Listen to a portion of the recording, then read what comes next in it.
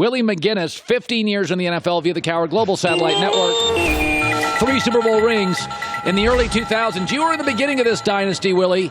You were at the beginning of this puppy. I want you to go back to 2001. Young Willie McGinest, naive Willie McGinest, the young, stylish Willie McGinest. Were you nervous? Were you anxious? What do you remember? You were nervous. I think we were more angry than anything because nobody gave us a chance in hell to go out and win this football game. We were huge underdogs in this game.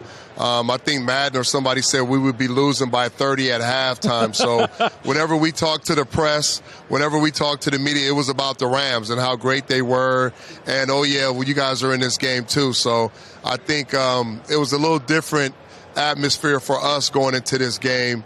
And, the result kind of came out a little bit different than what everybody expected. Now, do you feel the Rams are similarly being disrespected, that they have to constantly answer questions about Brady, Belichick, and the dynasty? Do you feel the Rams feel a little bit like your Patriots? Absolutely not. I think this team is deservingly supposed to be here in this game. They've played great all year. They've been constructing this team for the last few years to get to this point.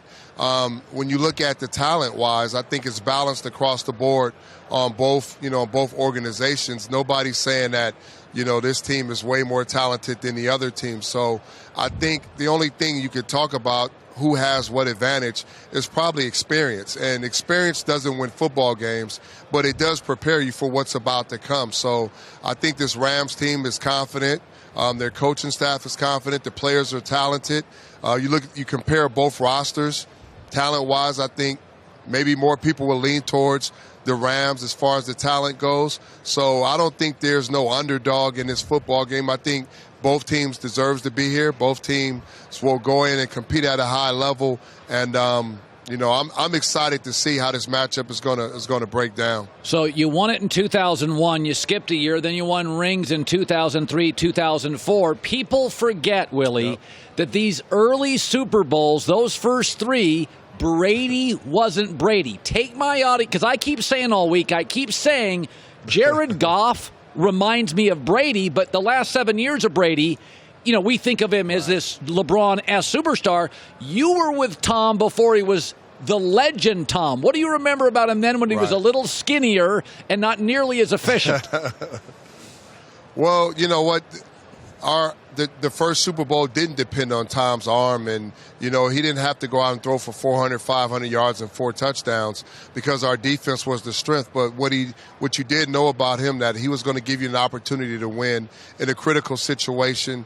He was going to take care of the football. He wasn't going to do anything to hurt the team offensively and make good decisions. So I think when you look at the Tom from Super Bowl 36 versus now, he dictates everything that goes on offensively. Like, he's been through it all. He's weathered every storm. He's been consistent throughout every 2-minute situation with the game on the line, whether it's the Super Bowl or whether it's the AFC Championship or a regular season game. So the experience, knowing how to win in these big games, playing at a certain level, that's the Tom now versus the Tom then. But, I think with every single player, you see him grow every single year. It's just crazy that it's his 19th season now, and he's still in the same game, in the same situation, with the same opportunity to win another Super Bowl. We really have a battle of cultures here. New England's about the system. Star players have to take pay cuts. The Rams, they take care of Donald. They took care of Gurley. They took care of Gurley a year early. They take care of guys. One is more star comfortable, one is more leaning to system. Now that your career is over, 12 years New England, 3 Cleveland, you made your money, you have the rings. If I told you could walk into the league today and have the New England system or the player empowerment system, what would you choose? I would go to the New England system because the players, you can have a great system. You look at all the systems, Colin, throughout the entire league. You can have great systems and great coaching, but you got to have the players to go out to sacrifice individualism and buy in the team, and to go out and execute those systems and play at a high level and be consistent. The one thing is, Belichick understands that he created a great system for us to play in, but you still need a certain pedigree, a certain style of player to go out and play at a high level in that system.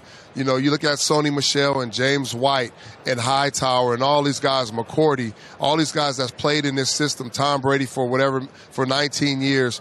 If you look at guys that play consistently in this system, Julian Edelman, who was a quarterback coming in, who's now a star receiver in this league, a system gives you an opportunity. The player, if you go out and execute and play at a certain level and you're consistent, that gives you an opportunity to become a superstar or whatever within a winning system. So you can have numbers and have stats and be great and come in to a certain place and don't win any games and never play in the biggest game of your life, or you can buy into something and put team versus individualism and become a star within the system and win Super Bowls. I choose that any day, hands down. Willie McGinest, an all-time great, busy guy. We're going to let you go in Atlanta. We appreciate you giving us 7-8 minutes of your time, Willie. Thank you. See you back in L.A.